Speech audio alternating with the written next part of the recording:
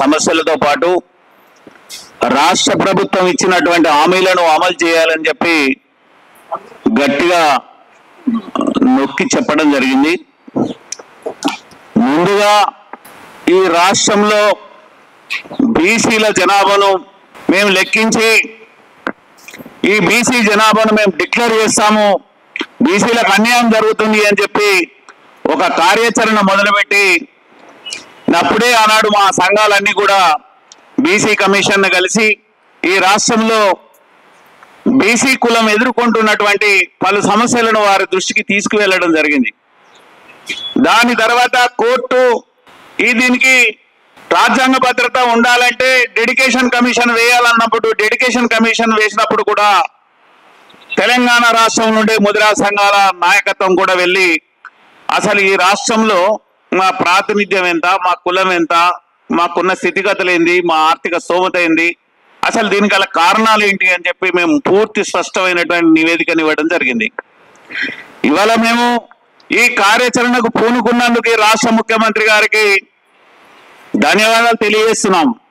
కానీ గత ప్రభుత్వం ఏం చేసింది, ఇప్పుడు మీరేం చేస్తుండ్రో కూడా దాన్ని ఆత్మ పరిశీలన చేసుకోవాలని కూడా ఈ సమావేశం నుంచి ముఖ్యమంత్రి గారిని కోరుతున్నాం. ఎందుకంటే ఆనాడు కేసీఆర్ గారు సమగ్ర కుటుంబ సర్వే చేసి దాన్ని బయట పెట్టలే. మీరు సమగ్ర కుటుంబ సర్వే చేసి ముదిరాజులు ఇంతమంది ఉన్నారని చెప్పారు. ఏమని చెప్పారు? ఈ రాష్ట్రంలో అత్యధిక జనాభా ముదిరాజులు కలిగి ఉన్నారని చెప్పినారు. కానీ 2015లోనే సమగ్ర కుటుంబ సర్వేలో 5 కులాలుగా విభజించే లెక్కలు రాశారు. అది మీకు ఇప్పటికీ మీరు గవర్నమెంట్ లో ఉన్నారు కనుక తెప్పించుకొని చూడండి. ముదిరాజ్, ముతరాజ్, తెనుగోళ్ళు, కావలి, బంటు, కోలి అవి రెండింటిని కొట్టారు. ఇవన్నీ లెక్కలేస్తే ఆ రోజు ఉన్నటువంటి ముఖ్యమంత్రి స్వయంగా చెప్పిండు మీరు 46 లక్షల పై చిలుకున్నారని. మరి 10 సంవత్సరాల కాలంలో మేము పెరిగామా తగ్గామా? మీరు ఒక్కసారి దాన్ని పరిశీలన చేసుకోవాలి. మరి ఈ రాష్ట్రంలో ఇంత జనాభా ముదిరాజులు ఉంటే ముదిరాజుల కోసం ఏర్పాటు చేసినటువంటి బీసీ కమిషన్ లో మరి ఒక్క ముదిరాజును కూడా ఏ ప్రభుత్వమైనా ఆనాటి నుంచి ఈనాటి వరకు ఒక్క ప్రభుత్వం అయినా కూడా ఒక ముదిరాజు బిడ్డను కమిషన్ చైర్మన్ కానీ కమిషన్ మెంబర్ కానీ వేయలేదు. అంటే మీ ముదిరాజులో బీసీలు కాదా? అంటే ముదిరాజులకు ఈ రాష్ట్రంలో సమస్యలు లేవా? మీ ఎన్నికలలో మీరు గెలవడానికే ముదిరాజులను వాడుకుంటున్నారా? ఇవి మా సంఘాలకు అర్థమైంది. మీ పార్టీలో మా పార్టీలతో పాటు అన్ని పార్టీలలో పనిచేసే రాజకీయ నాయకులకు కూడా అర్థమైంది. మీ పార్టీలో జెండాలు మోసి డిసిప్లిన్ గా ఉండి పక్కకులో ఉన్న తొడగొడుతున్నారు అప్పుడప్పుడు పార్టీ మీద ప్రభుత్వం మీద. కానీ మా వాళ్ళు మౌనంగా ఉంటున్నారు.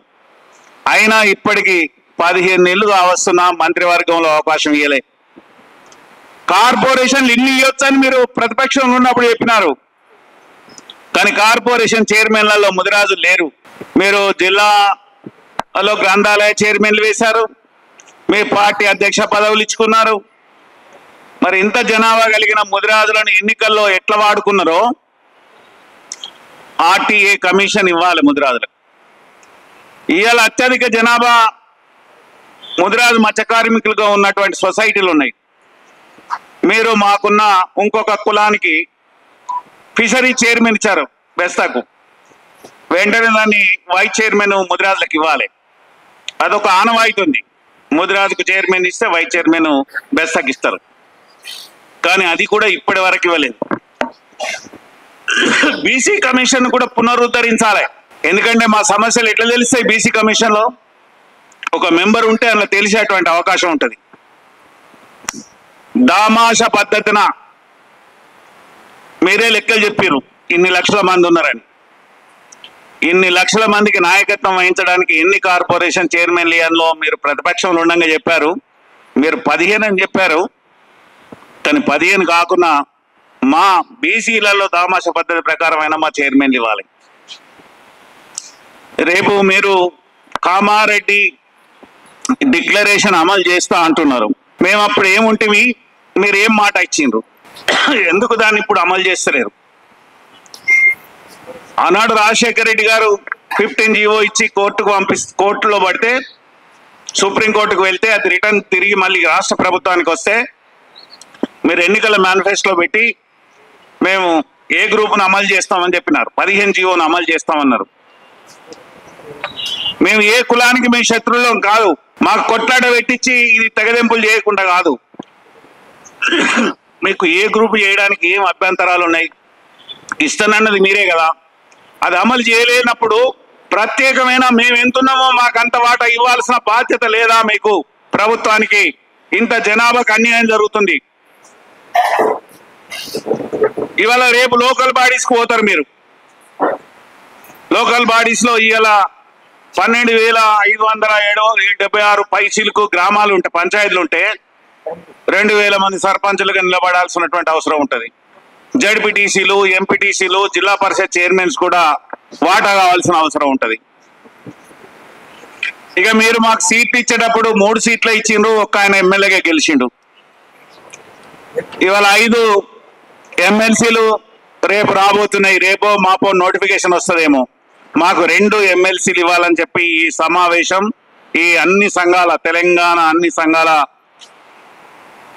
సమావేశం మేము రాష్ట్ర ప్రభుత్వాన్ని డిమాండ్ చేస్తున్నాం. ఏడాదిన్నర దగ్గరికి వస్తున్నది, మంత్రివర్గంలో అవకాశం ఇవ్వలే.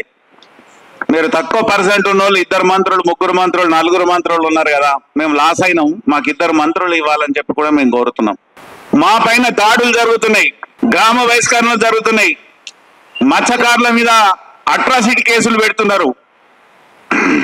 మేము మౌనంగా ఏం లేము. మీ పార్టీలో ఉన్న వాళ్ళంతా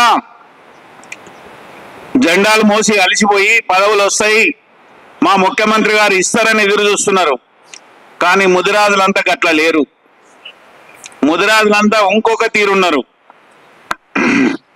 ఇంతకుముందు ఇవ్వకపోతే ఏమైందో ఇప్పుడు ఇవ్వకపోతే కూడా గదే అవుతుంది. ఒక తొవ్వ పడ్డది, ఆ తొవ్వ వెనుక ఇంకొక తొవ్వ పడుతుంది. మేమేం గొంతమ్మ కోరికలు కోరటం లేదు. మీరు ప్రతిపక్ష నాయకుడుగా సక్సెస్ అయ్యి ముఖ్యమంత్రిగా అయినారు.